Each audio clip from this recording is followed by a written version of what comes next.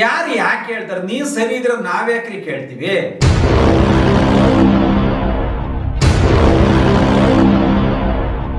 ಏನೂ ಇಲ್ಲ. ಹಿಂಗ್ ಬಂದ್ರೆ ಹಿಂಗ ಹೊಡಿತ್ಯಾ, ಹಿಂಗ್ ಬಂದ್ರೆ ಹಿಂಗ್ ಮಗಿತ್ಯಾ, ಯಾವ್ದು ಸಿಕ್ಕಿಲ್ಲ ಅಂದ್ರೆ ಹಿಂಗ್ ಮಗಿತ್ಯಾ. ನಿನಗೆ ಕೊಟ್ಟು ಏನ್ ಪ್ರಯೋಜನ?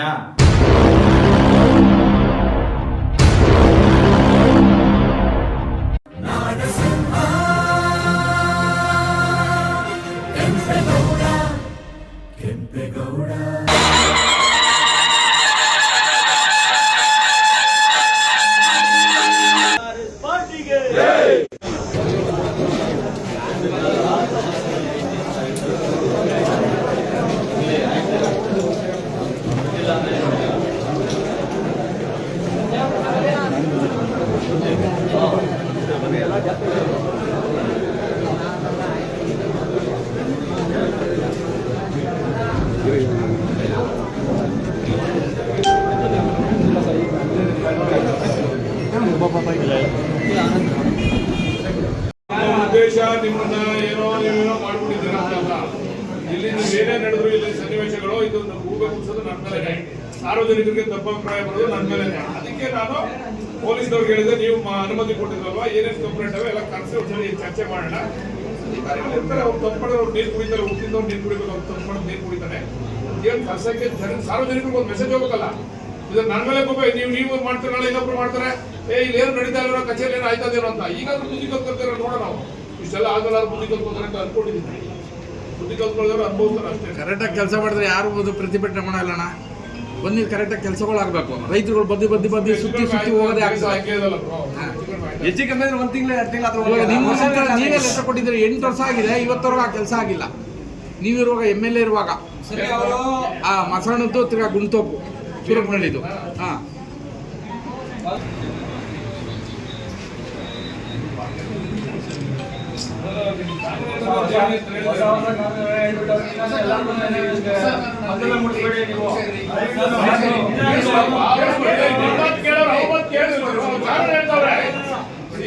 ಅವ್ರೇನೋ ಮಾತಾಡೋಕ್ಕಾಗಲ್ಲ, ಜಸ್ಟಿಫಿಕೇಶನ್ ಕೊಡ್ಬೇಕು ಅವರು.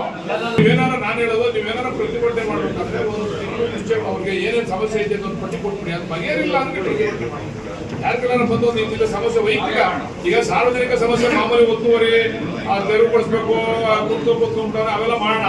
ಆದ್ರೆ ಇದು ಪ್ರಮುಖವಾಗಿ ನಾವು ಒಂದು ದೃಷ್ಟಿ ಕೊಡ್ಬೇಕಾಗಿರ್ತಕ್ಕಂಥದ್ದು ವೈಯಕ್ತಿಕ ಸಮಸ್ಯೆಗಳು. ಈಗ ಕೋಡಿ ಆಗಿಲ್ಲ, ಅವ್ರ ನುಡಿಬಿಟ್ಟು ಪಾಣಿ ಆಗಿಲ್ಲ, ಇಂಥವು ಜಾಸ್ತಿ ಒತ್ತು ಕೊಡೋಣ. ಅಂತ ಸಮಸ್ಯೆಗಳಿದ್ದಾಗ ಬಾಕಿ ಸಾರ್ವಜನಿಕ ಸಮಸ್ಯೆ ಪ್ರತಿಭಟನೆ ಮಾಡಿ ನಾವು ಸೆನ್ಸಿಟೈಸ್ ಆಗ್ಬೇಕು. ಕಚೇರಿ ಜನರು ಸಿಬ್ಬಂದಿಗಳು ಕರೆಬಿಟ್ಟರೆ ವಿಚಾರ ಅದೇನು ಎಷ್ಟು ಏನನ್ಸುತ್ತೆ. ನಮಸ್ಕಾರ ಪ್ರಿಯ ವೀಕ್ಷಕರೇ, AKG TV 360 ಸದಾಕಾಲ ನೋಡುವಂತ ಸಮಸ್ತ ಜನತೆಗೆ ಇದೊಂದು ಹೊಸ ಸುದ್ದಿ. ಏನು ವಿಷಯ? 2025 ಜನವರಿಯಿಂದ ಪ್ರಾರಂಭವಾದಂಥ ಮಾಗಡಿ ಪ್ರತಿಭಟನೆಗಳು, ದುರಾಡಳಿತದ ಬಗ್ಗೆ ವಿಚಾರಗಳು, ಅಲ್ಲಿ ಏನೂ ಕೆಲಸಗಳು ಆಗ್ತಿಲ್ಲ ಅಂತೇಳಿ ರೈತರ ಗೋಳು, ಇವೆಲ್ಲವನ್ನ ಗಮನಿಸ್ತಾ ಇದ್ದೀರಿ. ಆದರೆ ಎಲ್ಲವೂ ಸರಿ ಇದೆ ಅಂತ ಜನಪ್ರತಿನಿಧಿಗಳು ಹೇಳ್ತಾ ಇದ್ದಾರೆ. ಆದರೆ ಯಾವುದೂ ಸರಿ ಇಲ್ಲ ಅಂತ ಹೇಳಿ ರೈತರು, ಹೋರಾಟಗಾರರು, ನೊಂದಂತವರು, ಬೆಂದಂತವರು, ಮನೆ ಮಠಗಳನ್ನ ಕಳ್ಕೊಂಡು ಸೋರಿಲ್ದೆ ಹಲಿತಾ ಇರುವಂತ ಕಣ್ಣೀರನ್ನ ಕತೆ ಇದೆಯಲ್ಲ, ಅದು ಹೇಳ್ತದೆ ಆ ಮಾಗಡಿ ಕ್ಷೇತ್ರದಲ್ಲಿ ಏನು ನಡೀತಾ ಇಲ್ಲ, ದುರಾಡಳಿತ ನಡೀತಾ ಇದೆ. ಯಾವುದೇ ಅಧಿಕಾರಿಗಳು ಕೆಲಸವನ್ನ ಮಾಡ್ತಾ ಇಲ್ಲ. ಯಾರೂ ಕೆಲಸ ಮಾಡಲ್ಲ ಅಂದ್ರೆ 1 ವರ್ಷ 2 ವರ್ಷ 8 ವರ್ಷ 10 ವರ್ಷ ನಾವು ಸುತ್ತಿ ಒಂದು ದಾಖಲೆಗೆ ನಮ್ಮೂರಲ್ಲಿ ನಾವು ಮಾಡಿಕೊಳ್ಳುವಂತ ಆಸ್ತಿಗೆ ಇಷ್ಟೊಂದು ಅವ್ಯವಸ್ಥೆ ಇದೆ ಅಂದ್ರೆ ನಾವು ಯಾವ ಹಂತದಲ್ಲಿದ್ದೀವಿ, ಯಾವ ಪರಿಸ್ಥಿತಿಯಲ್ಲಿದ್ದೀವಿ, ನಾವು ಎಂಥ ಸಂದರ್ಭದಲ್ಲಿ ಇವತ್ತು ನಾವು ಜೀವನವನ್ನ ಮಾಡ್ತಾ ಇದ್ದೀವಿ ಅಂತ ಹೇಳಿ ಮಾಗಡಿ ಜನರ ಗೋಳನ್ನು ನಿಮ್ಮ ಮುಂದೆ ಹೇಳ್ತಾ ಇದ್ದೀನಿ. 19/12/2025 ಕಣ್ಣೂರಿನ ಕುಮಾರ್ ಅನ್ನೋರು ಒಂದು ತಮಟೆ ಚಳುವಳಿಯನ್ನ ಮಾಡ್ತಾರೆ. ಯಾತಕ್ಕೆ ಮಾಡ್ತಾರೆ ಅಂದ್ರೆ, ನಮ್ಮ ಆಸ್ತಿನ ನಮ್ಮ ಹೆಸರಿಗೆ ಮಾಡಿಸ್ಕೊಳ್ಳೋದಕ್ಕೆ ತುಂಬಾ ವರ್ಷಗಳಿಂದ ತಾಲೂಕು ಆಫೀಸಿಗೆ ಬರ್ತಾ ಇದ್ದೀವಿ, ಒಬ್ರು ಸಿಕ್ಕರೆ ಒಬ್ರು ಸಿಕ್ಕಲ್ಲ, ಕೆಲವು ಅದೇ ನಂಬರ್ ನಾವು ಪೋಡ್ ಆಗಿದೆ, ನಮ್ದು ಆಗ್ತಾ ಇಲ್ಲ, ನಾವು ಎಷ್ಟು ಸಾರಿ ಅಲಿಯೋದು ಅಂತ ಹೇಳಿ ಜನರ ನೋವು ಜಾಸ್ತಿ ಆದಾಗ ಅವರು ಹೋರಾಟಕ್ಕೆ ಮುಂದೆ ಬರ್ತಾರೆ. ತಮಟೆ ಚಳುವಳಿಗಳನ್ನು ಮಾಡ್ತಾರೆ, ತಹಸೀಲ್ದಾರರಿಗೆ ಕೇಳುವಂತ ಪ್ರಶ್ನೆಗಳನ್ನ ಕೇಳ್ತಾರೆ, ನಿಮ್ಮ ಆಡಳಿತ ದುರಾಡಳಿತ ಅಂತ ಹೇಳ್ತಾರೆ. ಇಲ್ಲಿ ಯಾರು ಕೇಳೋರಿಲ್ವಾ ಅಂತ ಹೇಳ್ತಾರೆ. ಇವೆಲ್ಲ ಆದ ನಂತರ ಮನವಿಯನ್ನು ಕೊಟ್ಟು ಎಲ್ಲರೂ ಅವರವ್ರ ದಾರಿಲಿ ಹೋಗ್ತಾರೆ. ಆಗ ನಮ್ಮ ಮಾಗಡಿ ಶಾಸಕರಾದ ಎಸ್.ಸಿ. ಬಾಲಕೃಷ್ಣನವರಿಗೆ ಬಹಳ ಕೋಪ ಬರುತ್ತೆ. ಕೋಪ ಅಂದ್ರೆ ಅಧಿಕಾರಿಗಳ ಮುಂದೆ ಹೋಗಿ ಯಾವುದು ಕೆಲಸ ಆಗಲ್ಲ ಅಂತ ಹೇಳಿ ತಮಟೆ ಚಳುವಳಿಯನ್ನ ಮಾಡಿದ್ದಾರೆ ಅಂದ್ರೆ ಇವ್ರನ್ನ ಸುಮ್ಮನೆ ಬಿಡಬಾರ್ದು. ಇದಕ್ಕೆ ಸಂಬಂಧಪಟ್ಟವ್ರನ್ನೆಲ್ಲರೂ ಪೊಲೀಸ್ ಇಲಾಖೆಯಿಂದ ಕರೆಸಿ ಅವರಿಗೆ ಒಂದು ಶಿಕ್ಷೆಯನ್ನು ಕೊಡಬೇಕು, ಕೇಸನ್ನ ಹಾಕ್ಸ್ಬೇಕು. ಇಲ್ಲ ಅಂದ್ರೆ ದಾಖಲೆ ತಗೊಂಡು ಬರಬೇಕು. ದಾಖಲೆ ತರಲಿಲ್ಲ ಅಂದ್ರೆ ನಾವು ಅದನ್ನ ಸಹಿಸೋಲ್ಲ ಅನ್ನುವಂಥ ವಿಚಾರಗಳನ್ನ ಮಾಧ್ಯಮದ ಮುಂದೆ ಎಲ್ಲರ ಮುಂದಿನ ಅವರು ಹೇಳಿಕೆಯನ್ನು ಕೊಡ್ತಾರೆ. ಆ ಹೇಳಿಕೆಗೆ ಓದಂತವರು ಕನ್ನಡ ಕುಮಾರ್ ಅವರು, ನಮ್ಮ ಜಯರಾಮಣ್ಣವರು, ಮತ್ತೆ ನಾನು ಅದರಲ್ಲಿ ಭಾಗಿಯಾಗಿದೆ, ಕಣ್ಣೂರಿನ ಕುಮಾರ್ ಅವರು, ಹೀಗೆ ಒಂದು ಅಷ್ಟು ಜನ ಮುಖಂಡರ ಮೇಲೆ ಒಂದು ದೂರನ್ನು ಅಂದ್ರೆ ಇದು ಎಂಕ್ವೈರಿ ಮಾಡಿ ಸತ್ಯಾಸತ್ಯನ ತಿಳಿಸ್ಬೇಕು. ನಾನು ಎಲ್ಲವನ್ನ ಪ್ರಾಮಾಣಿಕವಾಗಿ ಮಾಡಿಬಿಟ್ಟಿದ್ದೀನಿ, ಆ ಥರದ್ದು ಯಾವುದು ಅನ್ಯಾಯ ನಡೆದಿಲ್ಲ ಅಂತ ಹೇಳಿ ಶಾಸಕರು ಹೇಳ್ತಾರೆ. ಅದಕ್ಕೆ ವಿಚಾರ ಮಾಡಿದಾಗ ತಮಗೂ ಆಲೆ ಮಾಧ್ಯಮದಲ್ಲಿ ನೋಡಿದಿರಿ, ಎಲ್ಲರೂ ಅವರವರ ಕಷ್ಟಗಳನ್ನ, ನೋವನ್ನ, ಅವರ ದಾಖಲೆಗಳನ್ನ ತಂದು ಶಾಸಕರ ಮುಂದೆ ಮತ್ತೆ ತಹಸೀಲ್ದಾರ್ ಮುಂದೆ ಎಲ್ಲರ ಅಧಿಕಾರಿಗಳ ಮುಂದೆ ಇಟ್ಟಾಗ ಆಗ ಒಂಥರ ರೋಷಾವೇಶವಾಗಿ ಶಾಸಕರು ಹೇಳ್ತಾರೆ, ನೀವು ಅಧಿಕಾರಿಗಳು ಸರಿ ಇಲ್ಲ, ನಿಮಗೆ ಚಪ್ಪಲಿ ಹೊಡಿತಾರೆ, ಅದರಲ್ಲಿ ನನಗೂ ಹೊಡಿತಾರೆ, ನೀವು ಹೀಗೆ ಮಾಡಬಾರ್ದು, ಹಂಗೆ ಹಿಂಗೆ ಅಂತ ಹೇಳಿದ್ದು ಆಫೀಸಲ್ಲಿ ಏನ್ ದೊಡ್ಡ ರಾದಂತ ಮಾಡಿ ದೊಡ್ಡ ಹೀರೋ ಆಗಿ ಅಧಿಕಾರಿಗಳನ್ನ ಜೀರೋ ಮಾಡಿ ಅವತ್ತಿನ ಸಭೆಯನ್ನ ಮುಕ್ತಾಯವನ್ನ ಮಾಡ್ತಾರೆ. ಈಗ ಕೇಳ್ರಿ ಒಂದು ನಿಮಿಷ. ಈಗ ಮೊನ್ನೆ ಒಂದು ಸ್ಟ್ರೈಕ್ ಆಯ್ತು. ಅದರಲ್ಲಿ ನಮ್ಮ ಕನ್ನಡ ಕುಮಾರ್ ಅವರು, ಜಯರಾಮ್ ಅವರು, ನಮ್ಮ ಎಚ್.ಎಂ. ಕೃಷ್ಣಮೂರ್ತಿ ಅವರೆಲ್ಲ ಭಾಗವಹಿಸಿದ್ರು. ಅವಾಗ ನಾನು ತಹಶೀಲ್ದಾರರಿಗೆ ಯಾಕೆ ಸ್ಟ್ರೈಕ್ ಮಾಡಿದ್ರು ಅಂತ ಕೇಳಿ ಅಂತ ಹೇಳಿದ್ದೆ. ಯಾವುದೋ ಒಂದು ಕಣ್ಣೂರು ವಿಚಾರಕ್ಕೆ ಅವ್ರು ಸ್ಟ್ರೈಕ್ ಮಾಡಿದ್ರು. ಈಗ ಗೊತ್ತಾಯ್ತು ಅಧಿಕಾರಿದೇ ತಪ್ಪು ಅಂತ. ಯಾವ ಒಂದು ಕೆಲಸ ಮಾಡಲ್ಲ, ಅವನ ಹೆಸರು ಮತ್ತೆ ಅವ್ರ ಫೋನ್ ನಂಬರ್, ರೈತರ ಫೋನ್ ನಂಬರ್ ಬರ್ದು ಹಾಕ್ಲಿ, ನಾನು ಎಸಿದ್ ಕರೆಸ್ತೀನಿ, ತಿಂಗಳು ಒಂದ್ಸರಿ ಕಂಪ್ಲೇಂಟ್ ಬಾಕ್ಸ್ ಓಪನ್ ಮಾಡೋಣ, ಇಲ್ಲಿ ಕೂತ್ಕೊಳ್ಳೋಣ, ಜನ ಬಂದು ಅವ್ರು ಉತ್ತರ ಹೇಳಿ ನೀವು ಇಲ್ಲದ್ರೆ ಹೆಕಡೋದ್ರು ಹೊಡಿಸ್ತೀನಿ ನಾನು. ನನ್ನ ಮೇಲೆ ಸೋಷಿಯಲ್ ಮೀಡಿಯಾದಲ್ಲಿ ಹಾಕೋರು ಪರವಾಗಿಲ್ಲ, ಹೊಡಿತಾರೆ ಜನ ಹೆಕಡ ತಗೊಂಡು. ಇಲ್ಲ ನಿನ್ ಹೊಡಿತಾರೆ, ನಾನು ಹೊಡಿತಾರೆ, ನಿನ್ ಕೈ ಕೆಲಸ ಮಾಡ್ಸಕ್ಕಾಗಲ್ಲ, ನಾನು ಹೊಡಿತಾರೆ, ಇಲ್ಲ ನಿನ್ ಹೊಡಿತಾರೆ. ನೀವು ಇಲ್ಲದ್ರೆ ಹೆಕಡೋದ್ರು ಹೊಡಿಸ್ತೀನಿ ನಾನು. ನನ್ನ ಮೇಲೆ ಸೋಷಿಯಲ್ ಮೀಡಿಯಾದಲ್ಲಿ ಹಾಕೋರು ಪರವಾಗಿಲ್ಲ, ಹೊಡಿತಾರೆ ಜನ ಹೆಕಡ ತಗೊಂಡು. ಇಲ್ಲ ನಿನ್ ಹೊಡಿತಾರೆ, ನಾನು ಹೊಡಿತಾರೆ, ನಿನ್ ಕೈ ಕೆಲಸ ಮಾಡ್ಸಕ್ಕಾಗಲ್ಲ, ನಾನು ಹೊಡಿತಾರೆ, ಇಲ್ಲ ನಿನ್ ಹೊಡಿತಾರೆ. ಇದರಲ್ಲಿ ತಪ್ಪು ಅಧಿಕಾರಿಗಳಂದ್ರೆ ಈ ಕೇಸನ್ನು ಯಾರನ್ನು ಎಂಕ್ವೈರಿ ಮಾಡಬಾರ್ದು ಅಂತ ಹೇಳಿ ಅಲ್ಲಿಗೆ ಸ್ಟಾಪ್ ಆಗ್ತದೆ. ಇದು ಒಂದು ಹಂತ.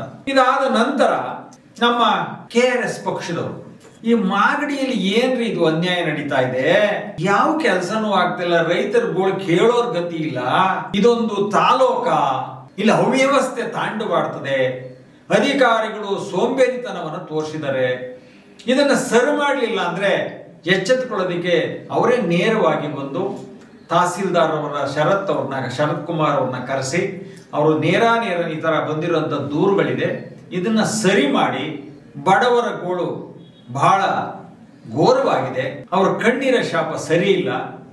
ಎರಡನೇದಾಗಿ ಎಷ್ಟೋ ವರ್ಷಗಳಿಂದ ಅವರ ದಾಖಲೆಗಳೇ ಸಿಗದೀರ ಊರಲ್ಲಿ ವ್ಯವಸಾಯ ಮಾಡ್ತಾರೆ, ಒಕ್ಕಲ್ತನವನ್ನ ಮಾಡಿ ಅವ್ರಿಗೆ ಏನೋ ಒಂದು ದಾಖಲೆ ಕೊಡ್ಲಿಲ್ಲ ಅಂದಾಗ ಸುಸ್ತಾಗಿದ್ದಾರೆ. ಅಂದ್ರೆ ಬಂದು ಮನಸ್ಸು ಸೋತಿದೆ.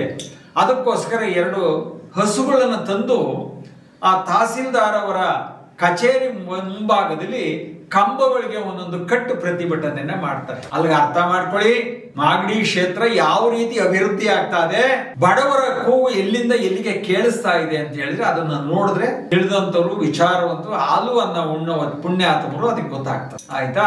ಅಲ್ಲಿಂದ ಆಯ್ತು. ಅದನ್ನ 27/4/2026 ಈ ಒಂದು ತಹಸೀಲ್ದಾರ್ ಹತ್ರ ಸಂಭಾಷಣೆ ಎಲ್ಲ ಮುಗಿಯಿತು. ಅಲ್ಲಿಗೆ ಅದು ಮುಕ್ತಾಯವಾಯಿತು. ಮುಕ್ತಾಯವಾದ ನಂತರ ಶಾಸಕರಿಗೆ ಮತ್ತೆ ರೋಷ ವೇಷ ಎಲ್ಲವೂ ಬಂತು. ಯಾರಿಗೆ ಅವರು ಯಾವುದೋ ಪಕ್ಷರು ಎಲ್ಲಿಂದನೋ ಬರ್ತಾರೆ, ಏನೋ ಸ್ಟೇಟ್ಮೆಂಟ್ ಕೊಡ್ತಾರೆ, ಅವ್ರ ಹತ್ರ ಏನಿದೆ ಏನಿಲ್ಲ.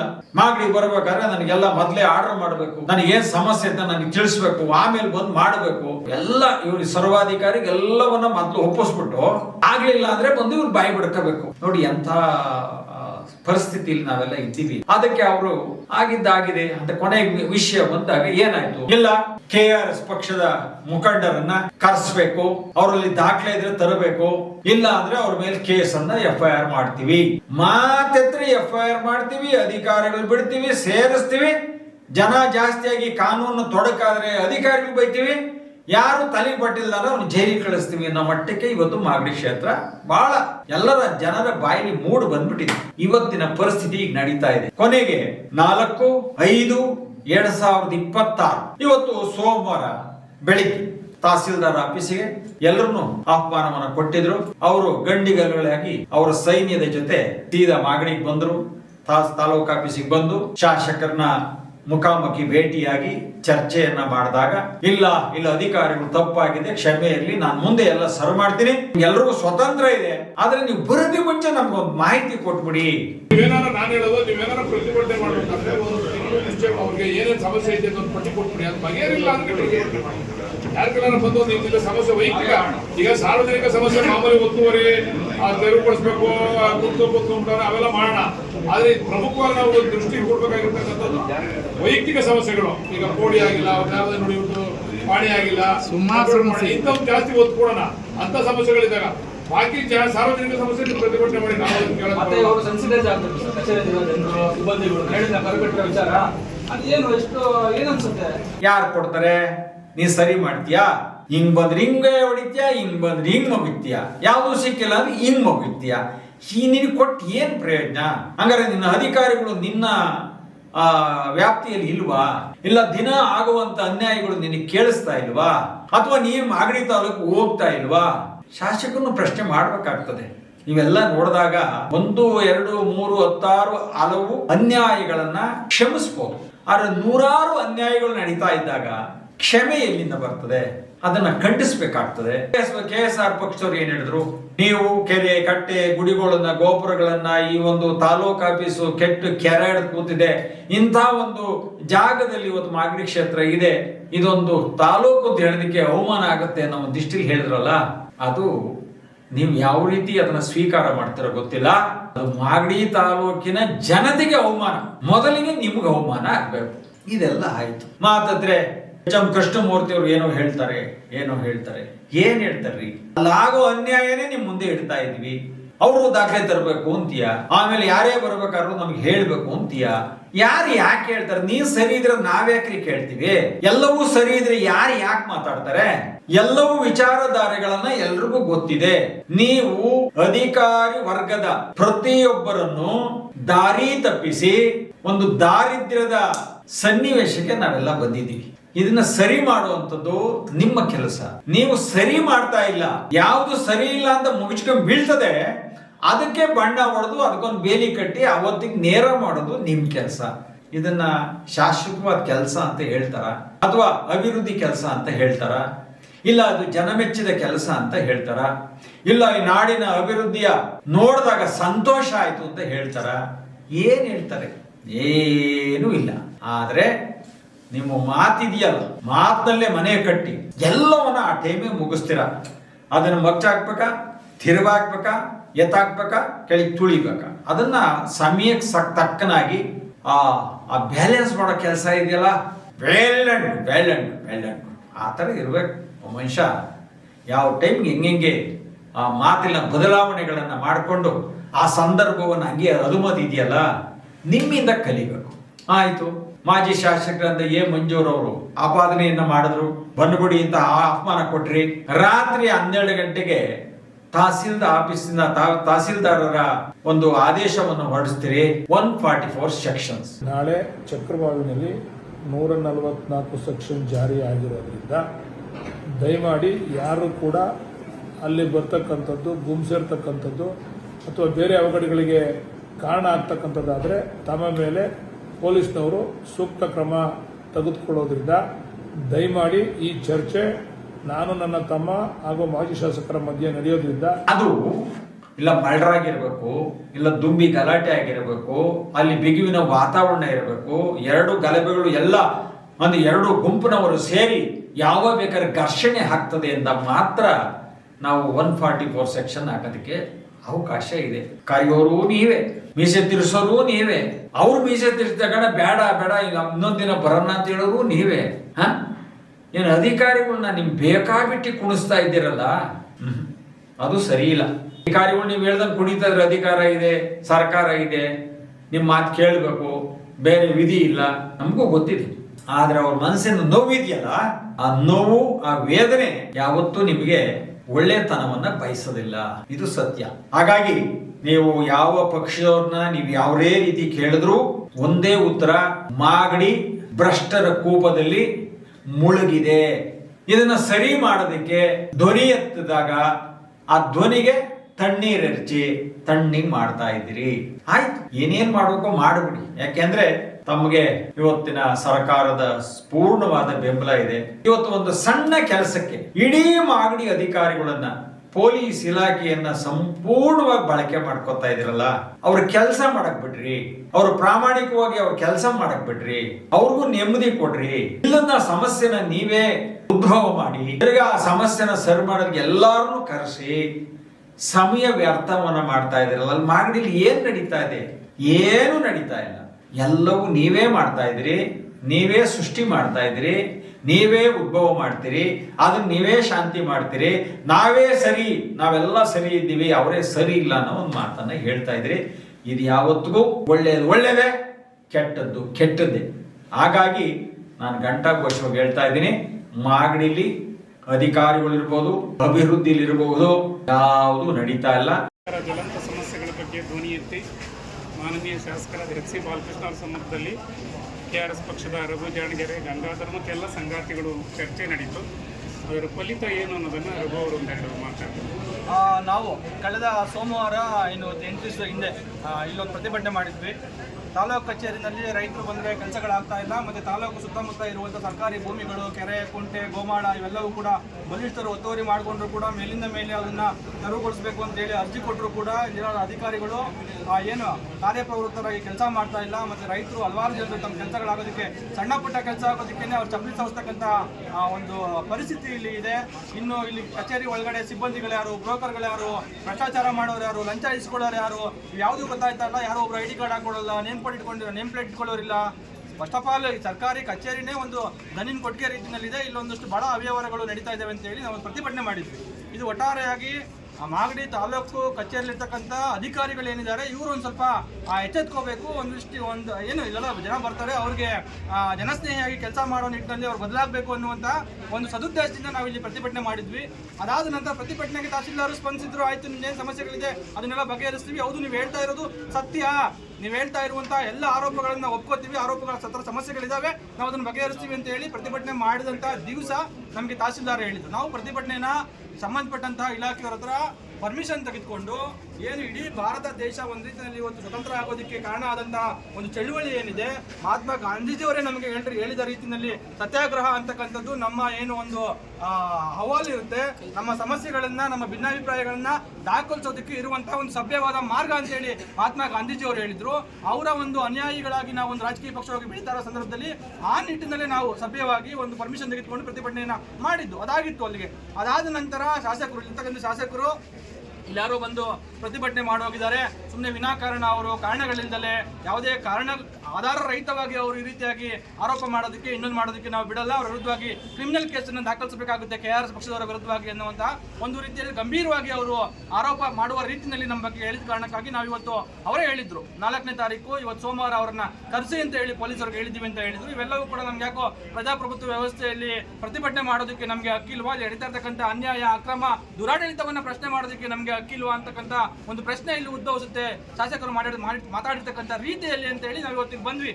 ನಾವು ಒಂದು ರೀತಿಯಲ್ಲಿ ಶಾಸಕರು ಯಾವ ಉದ್ದೇಶದಿಂದ ನಮ್ಮನ್ನು ಕರೆಸಿದ್ದಾರೆ ಅಂತ ಹೇಳಿ ನಮಗೆ ಗೊತ್ತಿರಲಿಲ್ಲ. ಆದರೆ ಅವರು ಇಲ್ಲ, ನಾನು ಆ ರೀತಿಯಾಗಿ ನಿಮ್ಮನ್ನ ಕರೆಸಿಲ್ಲ, ಸದುದ್ದೇಶದಿಂದನೇ ನಾನು ನಿಮ್ಮನ್ನ ಕರೆಸಿದ್ದೀನಿ. ನೀವೇನೇನು ಸಮಸ್ಯೆಗಳನ್ನ ಪಟ್ಟಿ ಮಾಡಿದ್ದೀರಾ, ಆ ಸಮಸ್ಯೆಗಳು ಏನು ಮತ್ತು ಆ ಸಮಸ್ಯೆಗಳಿಗೆ ಕಾರಣಕರ್ತರು ಯಾರು, ಯಾರನ್ನ ಮನೆ ಮಾಡಬೇಕು, ಯಾರನ್ನ ಫಿಕ್ಸ್ ಮಾಡಬೇಕು ಅನ್ನೋದು ನಂಗೆ ಗೊತ್ತಾಗಬೇಕು. ಆ ಸಮಸ್ಯೆಗಳಿಗೆ ಕಾರಣಕರ್ತರಾದವ್ರನ್ನ ಫಿಕ್ಸ್ ಮಾಡೋದಕ್ಕೆ, ಅವ್ರನ್ನ ಕುಂಡಿಸ್ಕೊಂಡು ಕರೆಸ್ಕೊಂಡು ಅಧಿಕಾರಿಗಳನ್ನ ನಾನು ನಿಮ್ಮನ್ನು ಕರೆಸಿರೋದು ಸಮಸ್ಯೆಗಳನ್ನ ಬಗೆಹರಿಸೋದಕ್ಕೆ ಮಾತ್ರನೇ ಹೊರತು ನೀವೇನೋ ತಪ್ಪು ಮಾಡಿದ್ದೀರಾ, ಪ್ರತಿಭಟನೆ ಮಾಡಿ ಸಮಸ್ಯೆ ಮಾಡಿದ್ದೀರಾ, ಅಥವಾ ಪ್ರತಿಭಟನೆ ಒಂದು ರೀತಿಯಲ್ಲಿ ಪ್ರತಿಭಟನೆ ಮಾಡೋದೇ ನಾನು ಹೇಳಿರೋ ರೀತಿಯಲ್ಲಿ ಆರೋಪ ಅಲ್ಲ, ನಾನು ಆ ರೀತಿಯಲ್ಲಿ ಹೇಳಿಲ್ಲ ಅನ್ನುವಂಥ ಮಾತನ್ನ ಬಹಳ ಮೊದಲನೇದಾಗಿ ಬಹಳ ಸ್ಪಷ್ಟವಾಗಿ ಅವರು ತಿಳಿಸಿದ್ರು. ಅದಾದ ಮೇಲೆ ಏನು ಹಲವಾರು ಹಲವಾರು ನಮ್ಮ ಸಮಸ್ಯೆಗಳಿದ್ವು, ದೂರುಗಳಿದ್ವು. ಬಹಳ ತಾಳ್ಮೆಯಿಂದ ಅವರು ಅದನ್ನ ಸಮಸ್ಯೆಗಳನ್ನ ಕೇಳಿಸ್ಕೊಂಡ್ರು. ಅದೇ ಸಂದರ್ಭದಲ್ಲಿ ನನಗಂತೂ ಬಹಳ ಬೇಜಾರಾಯಿತು. ಅವರು ಕೆಲವೊಂದು ಹಂತದಲ್ಲಿ ಕೆಲವೊಬ್ಬರು ಸಮಸ್ಯೆಗಳನ್ನ ಕೇಳಿಸ್ಕೊಂಡಾಗ ಅಧಿಕಾರಿಗಳಿಗೆ ನಿಜಕ್ಕೂ ಅವರೇ ಒಂದು ರೀತಿಯಲ್ಲಿ ಇದನ್ನ ಕಳ್ಕೊಂಡು ಅಧಿಕಾರಿಗಳಿಗೆ ಚೀಮಾರಿ ಹಾಕುವಂತ ಕೆಲಸವನ್ನು ಮಾಡಿದ್ರು. ನಾನು ಹೇಳ್ಬಾರ್ದ ಮಾತನ್ನ, ಪಾಪ ಅವರು ಆ ಮಾತನ್ನ ಹೇಳಿದ್ರು. ನಾನೇ ಅದನ್ನ ಬೇಡ ಬಿಡಿ ಆಗ್ತು ಹೋಗ್ಲಿ ಅಂತೇಳಿ ಅವ್ರನ್ನ ತಡೆದೆ. ಒಂದ್ ರೀತಿಯಲ್ಲಿ ಅವರು ಜನಪರವಾಗಿ ಮತ್ತೆ ನಾವೇನು ಸಮಸ್ಯೆಗಳನ್ನ ಎತ್ತಿದ್ದು ಆ ಸಮಸ್ಯೆಗಳನ್ನ ಬಗೆಹರಿಸೋ ನಿಟ್ಟಿನಲ್ಲಿ ಇವತ್ತು ಮಾತಾಡಿದ್ದಾರೆ. ಮತ್ತು ಸಂಬಂಧಪಟ್ಟಂತ ಅಧಿಕಾರಿಗಳ ವಿರುದ್ಧವಾಗೂ ಕೂಡ ನಿಷ್ಪಕ್ಷಪಾತವಾಗಿ ಮತ್ತೆ ಅದನ್ನ ಯಾರು ತಪ್ಪು ಮಾಡಿದಾರೋ ಅವ್ರಿಗೆ ಯಾವುದೇ ಮುಲಾಜಿಲ್ಲದೆ ಅವ್ರ ವಿರುದ್ಧ ಕ್ರಮ ತೆಗೆದುಕೊಳ್ತೀವಿ ಅನ್ನುವಂತ ಮಾತನ್ನ ಭರವಸೆಯನ್ನು ಇವತ್ತು ಕೊಟ್ಟಿದ್ದಾರೆ. ಮುಂದಿನ ದಿನಗಳಲ್ಲಿ ತರದೇನೋ ಸಮಸ್ಯೆ ಇದ್ರೆ ಅವರು ಏನು ಶನಿವಾರ ಇಲ್ಲಿ ಜನಸಂಬಂಧನ ಕಾರ್ಯಕ್ರಮವನ್ನ ಮಾಡ್ತೀವಿ ಅಂತ ಹೇಳಿದ್ದಾರೆ. ಆ ಸಂದರ್ಭ ನಾನು ತಾಲೂಕು ಜನರಿಗೆ ಕೇಳ್ಕೊಳ್ಳೋದು ಇಷ್ಟೇ, ನೀವು ಇಲ್ಲಿ ಸಮಸ್ಯೆ ಇದೆ ಅಂತ ಹೇಳಿ ಸರ್ಕಾರಿ ಅಧಿಕಾರಿಗಳಿಗೆ ಬಂದು ಕೇಳ್ತಾ ನಿಮ್ಮ ಚಪ್ಪಲಿನ ಸವಸ್ತಾ ಇದ್ರೆ ನಿಮ್ ಕೆಲಸ ಆಗ್ತಾ ಇಲ್ಲ ಅಂದ್ರೆ ದಯವಿಟ್ಟು ಧೃತಿ ಕೆಡಬೇಡಿ. ನಮ್ಗೊಬ್ರು ಶಾಸಕರು ಅಂತ ಇದ್ದಾರೆ, MLAಗಳಿದ್ದಾರೆ, ಜನಪ್ರತಿನಿಧಿಗಳಿದ್ದಾರೆ. ನಾವು ಅವ್ರನ್ನ ಆಯ್ಕೆ ಮಾಡ್ಕೊಂಡಿರೋದೇ ಅಧಿಕಾರಿಗಳ ಕೈಲಿ ಕೆಲಸ ಮಾಡಿಸೋದಕ್ಕೆ. ಅವ್ರಿಗೆ ಇರೋದ್ರಲ್ಲಿ ನಿಮ್ ಶಾಸಕರು ಒಂದು ರೀತಿಯಲ್ಲಿ ಪ್ರೋಆಕ್ಟಿವ್ ಆಗಿ ಕಾಣ್ತಾ ಇದ್ದಾರೆ. ಅವ್ರ ಸಮಸ್ಯೆಗಳನ್ನ ಬಗೆಹರಿಸ್ತೀವಿ ಅನ್ನುವಂತ ಮಾತನ್ನ ಇವತ್ತು ಅವ್ರು ಹೇಳ್ತಾ ಇದ್ದಾರೆ. ದಯವಿಟ್ಟು ಅವರ ಜನಸ್ಪಂದನ ಕಾರ್ಯಕ್ರಮ ಏನಿದೆ ಶನಿವಾರದೊತ್ತು ಅವತ್ತು ಆ ಕಾರ್ಯಕ್ರಮಕ್ಕೆ ದಯವಿಟ್ಟು ಬನ್ನಿ. ಮುಂದಿನ ದಿನಗಳಲ್ಲಿ ಅವ್ರ ಸಮಸ್ಯೆಗಳೇನಾದ್ರೂ ನಮ್ಮ ಪಕ್ಷದಿಂದ ಕೊಡೋದಿದೆ ಪಟ್ಟಿ ಮಾಡಿ ನನಗೂ ಕೊಡಿ, ನಾನೊಂದನ್ನ ಕ್ರಮ ತೆಗೆದುಕೊಳ್ಳೋದಕ್ಕೆ ನಾನು ಮಾಡ್ತೀನಿ. ನೀವು ಪ್ರತಿಭಟನೆ ಮಾಡೋದಕ್ಕೆ ಮುಂಚೆ ನನಗೆ ತಿಳಿಸಿ ಅನ್ನುವಂತಹ ಒಂದು ಮಾದರಿ ರೀತಿಯಲ್ಲಿ ಇವತ್ತು ನೆಟ್ಕೊಂಡಿದ್ದಾರೆ. ಹಾಗಾಗಿ ನಾವು ಈ ಸಂದರ್ಭದಲ್ಲಿ ನಾವೆಲ್ಲ ಏನ್ ಬಂದಿದ್ವಿ ಇವತ್ತು ಈ ಸಂದರ್ಭದಲ್ಲಿ ಅವರಿಗೆ ನಾನು ಧನ್ಯವಾದಗಳನ್ನ ಅಭಿನಂದನೆಗಳನ್ನ ತಿಳಿಸೋದಕ್ಕೂ ಕೂಡ ಇಚ್ಛೆ ಪಡ್ತೀವಿ. ಒಂದ್ ರೀತಿಯಲ್ಲಿ ಡೆಮಾಕ್ರಸಿ ಇರೋದು ಹೀಗೇನೆ. ಯಾರು ಇಲ್ಲಿ ಗೂಂಡಾಗಿರಿ, ದಬ್ಬಾಳಿಕೆ, ದೌರ್ಜನ್ಯ ಮಾಡೋದಕ್ಕೆ ಯಾರ ಕೈಲೂ ಸಾಧ್ಯ ಇಲ್ಲ. ನಮ್ಮ ಸಂವಿಧಾನ ಹಂಗಿಲ್ಲ. ಸಂವಿಧಾನದಲ್ಲಿ ಬಹಳ ಸ್ಪಷ್ಟವಾಗಿ ಹೇಳಿದೆ. ಆರ್ಟಿಕಲ್ 91(1)(a) ಮತ್ತೆ (b) ನಲ್ಲಿ ಬಹಳ ಸ್ಪಷ್ಟವಾಗಿದೆ. ನಮಗೆ ಮಾತಾಡೋ ಹಕ್ಕಿದೆ, ನಮಗೆ ನಮ್ಮ ಭಿನ್ನಾಭಿಪ್ರಾಯಗಳನ್ನು ದಾಖಲಿಸುವಂತ ಹಕ್ಕಿದೆ, ನಮಗೆ ಹೋರಾಟ ಮಾಡುವಂತ ಹಕ್ಕಿದೆ, ಪ್ರತಿಭಟನೆ ಮಾಡುವಂತ ಹಕ್ಕಿದೆ. ಯಾರಿಗೂ ಹೇಳೋದಕ್ಕೆ ಬರಲ್ಲ. ಹಾಗಾಗಿ ಶಾಸಕರಿಗೆ ಅದು ಮನವರಿಕೆ ಇದೆ. ಹಾಗಾಗಿ ಅವರು ಅದನ್ನ ಆ ರೀತಿಯಾಗಿ ಹೇಳಿದ ಅನ್ನುವಂತ ಮಾತನ್ನ ಹೇಳಿದ್ದಾರೆ. ಹಾಗಾಗಿ ಜನ ಎದುರ್ಕೊಳ್ಳೋದು ಬೇಡ. ಈ ಸಮಸ್ಯೆಗಳು ಮುಂದುವರಿತವೆ, ಮಾತು ಕೇಳ್ತಾ ಇಲ್ಲ ಇವರು ಅಂತ ಪ್ರತಿಭಟನೆ ಮಾಡೋಣ. ಪ್ರತಿಭಟನೆ ಮಾಡೋದ್ರಿಂದ ಹಿಂಸರಿಯೋದು ಬೇಡ. ಪ್ರತಿಭಟನೆ ಮಾಡಿದ ಕಾರಣಕ್ಕಾಗಿಯೇ ಇವತ್ತು ಹಲವಾರು ಸಮಸ್ಯೆಗಳು ಬಗೆಹರಿಯುವ ನಿಟ್ಟಿನಲ್ಲಿ ಒಂದಷ್ಟು ಏನು ಚಿಂತನೆಗಳು ಮತ್ತೆ ಕ್ರಮಗಳು ಆಗ್ತಾ ಇದ್ದಾವೆ ಇಲ್ಲಿ. ಅದಾಗ್ಲಿ ಎನ್ನುವಂತ ಮಾತನ್ನ ವಿಶ್ವಾಸವನ್ನ ನಾನು ಮಾಳಪ್ಪ ತಾಲೂಕಿನ ಎಲ್ಲ ಜನರಿಗೂ ಹೇಳ್ತಾ, ನಿಮ್ಮ ಸಮಸ್ಯೆಗಳು ಇಲ್ಲಿ ಬಗೆಹರಿದಿಲ್ಲ, ಶಾಸಕರ ಬಳಿಗೆ ಹೋದಾಗ್ಲೂ ಬಗೆಹರಿದಿಲ್ಲ ಅಂತ ಅಂದ್ರೆ ದಯವಿಟ್ಟು ನಮ್ಮ KRS ಪಕ್ಷದ ಪದಾಧಿಕಾರಿಗಳನ್ನ ಸಂಪರ್ಕಿಸಿ ನಿಮ್ಮ ಪರವಾಗಿ ಹೋರಾಟ ಮಾಡೋದಕ್ಕೆ ನಿರಂತರವಾಗಿ KRS ಪಕ್ಷ ಇರುತ್ತೆ ಅನ್ನುವಂತ ಭರವಸೆಯ ಮತ್ತು ಮಾತನ್ನ ನಾನು ಈ ಸಂದರ್ಭದಲ್ಲಿ ಹೇಳೋದಕ್ಕೆ ಇಷ್ಟಪಡ್ತೀನಿ. ಈಗಾಗಲೇ ಮಾಗಡಿ ಪಟ್ಟಣದ ಸಾಕಷ್ಟು ಸಮಸ್ಯೆಗಳನ್ನು ಒದ್ಕೊಂಡು ಮಲಗಿರುವಂಥ ಸ್ಥಿತಿಯಲ್ಲಿ ಪ್ರತಿ ತಿಂಗಳು ಮೊದಲನೇ ಶನಿವಾರ ದಿವಸ ಏನು ಜನಸ್ಪಂದನ ಕಾರ್ಯಕ್ರಮ ಮೂಲಕ ರೈತರ ನೋವಿಗೆ ಎಲ್ಲೋ ಒಂದು ಕಡೆ ಶಾಸಕರು ಧ್ವನಿ ಆಗ್ತಾರೆ ನೋಡಿದಾಗ ಭಾಳ ಸಂತೋಷ ಆಗ್ತದೆ. ಆದರೂ ಎಲ್ಲೋ ಒಂದು ಕಡೆ ರೈತರಿಗೆ ಇನ್ನೂ ಸಾಮಾಜಿಕ ನ್ಯಾಯ ಸಿಕ್ಕಿಲ್ಲ ಅನ್ನೋದು ಒಂದು ಕೊರಗಿದೆ ಸರ್. ಇದ್ರ ಬಗ್ಗೆ ನೀವು ಒಂದಷ್ಟು ಮಾತಾಡಬೇಕು ಸರ್. ಇವತ್ತು ನೋಡಿದೆ ಆ ಕಂಪ್ಲೇಂಟ್ಸ್ ನೋಡಿದ್ರೆ ದಿನ ಬೆಳಗ್ಗೆ ಏನಾಗಿದೆ ಅಂದರೆ ಬರೇ ನೀವು ಅವ್ರು ತಟ್ಟೋದು ಮಲಗಿಸೋದೇ ಆಯ್ತು ಹೊರತು ಜನಗಳಿಗೆ ಸವಲತ್ತು ಸಿಗೋದಲ್ಲಿ ಎಲ್ಲೋ ಒಂದು ಕಡೆ ಇನ್ನೂ ಅವ್ರು ಪರಿಪೂರ್ಣ ಆಗಲಿಲ್ಲ ಸರ್. ಇದ್ರ ಬಗ್ಗೆ ನೀವೇನಾದರೂ ಒಂದು ದಿಟ್ಟವಾದ ತೀರ್ಮಾನ ತಗೋಬೇಕು ಸರ್. ರೆವಿನ್ಯೂ ಡಿಪಾರ್ಟ್ಮೆಂಟ್ ಅಲ್ಲಿ ಸಾಕಷ್ಟು ಬದಲಾವಣೆಗಳು ಆಗಬೇಕು. ಈ ಮೇಜರ್ ಸಮಸ್ಯೆಗಳು ಜಾಸ್ತಿ ಇರೋದೇ ಕಂದಾಯ ಇಲಾಖೆಯಲ್ಲೇ ಸರ್, ರೆವಿನ್ಯೂ ಇಲಾಖೆಯಲ್ಲಿ. ಮತ್ತೆ ತಾಲೂಕ್ ಪಂಚಾಯತ್ ಒಂದು ಸಣ್ಣ ಪುಟ್ಟ ಒಂದು 4 ಇತ್ತು, ಅದನ್ನು ತಕ್ಷಣ ಬಗೆಹರಿಸೋದಕ್ಕೆ ಅವಲೇ ಕ್ರಮ ತಗೊಂಡ್ರಿ. ನಾನು ಒಂದು ಸಲಹೆ ಸರ್, ಅನ್ಯತಾ ತಾವು ಭಾವಿಸಬಾರ್ದು. ಕಂದಾಯ ಇಲಾಖೆಯಲ್ಲಿ ಜಾಸ್ತಿ ದಿನ ಇಲ್ಲಿ ಬೇರು ಬಿಟ್ಟಿರೋನ್ನ ಸ್ವಲ್ಪ ಅವ್ರನ್ನ ತೆಗೆದು ಹೊಸಬ್ರು ಏನಾದ್ರು ಹಾಕಿದ್ರೆ ಏನಾದ್ರು ಬದಲಾವಣೆ ಮಾಡ್ಬೋದಾ? ಇಲ್ಲ, ಬರೋರಿದ್ರೆ ಬಂದ್ರೆ ಮಾಡ್ಕೊಡ್ತೀವಿ ಅಷ್ಟೇ. ಹಂಗೆಲ್ಲ ಇದು ಜಿಡ್ಡು ಹಿಡಿದೋಗ್ಬಿಡೋದು, ಸ್ವಲ್ಪ ಗುಡಿಸ್ಬೇಕು, ಸ್ವಲ್ಪ ಟೈಮ್. ಯಾಕೆ ಗೊತ್ತಾ ಸರ್, ಬೆಳಗಿಂದ ಪಾಪ ನೀವು ನೋಡಿದೆ ನಾನು, ಆ ರೈತರು ತಿರುಗ್ತಾರೆ ಅಂದ್ರೆ ನೀವು ಬೇರೆಯವ್ರನ್ನೆಲ್ಲ ಅಲ್ಲಿ ಕಂಪ್ಲೇಂಟ್ ಬರ್ತಾದೆ ಮಾಡ್ತಾರೆ ಅಂತ ಸ್ವಲ್ಪ ಜನಗಳು ಬೇರೆ ಆರೋಪ. ನಿಮಗೂ ತಡ್ಕೊಳಕ್ಕಾಗಲ್ಲ ಕೋಪ. ಈ ಕಂದಾಯ ಇಲಾಖೆಯಲ್ಲಿ ಕೆಲಸ ಆಯ್ತಲ್ಲ, ಜನಗಳು ನೋವು ಅದು ಕೇಳಿದಾಗ ನಿಮ್ಗೂ ಸ್ವಲ್ಪ ಬೇಜಾರಾಯ್ತದೆ. ಸ್ವಲ್ಪ ಅಧಿಕಾರಿಗಳಿಗೆಲ್ಲ ಒಂದ್ ಕಡೆ ಸಣ್ಣದಾಗಿ ಚಾಟಿ ಬೀಸಬೇಕು ಸರ್. ಮುಂದಿನ ಸಂಚಿಕೆಯಲ್ಲಿ ಮಾಗಡಿ ಉದ್ಧಾರದ ಬಗ್ಗೆ, ಅದು ಅಧ್ವಾನದ ಬಗ್ಗೆ ನಿಮಗೆ ಮಾಹಿತಿಯನ್ನು ಕೊಡ್ತೀನಿ. ಸದಾಕಾಲ AKG TV 360 ವೀಕ್ಷಿಸಿ. ನಮಸ್ಕಾರ.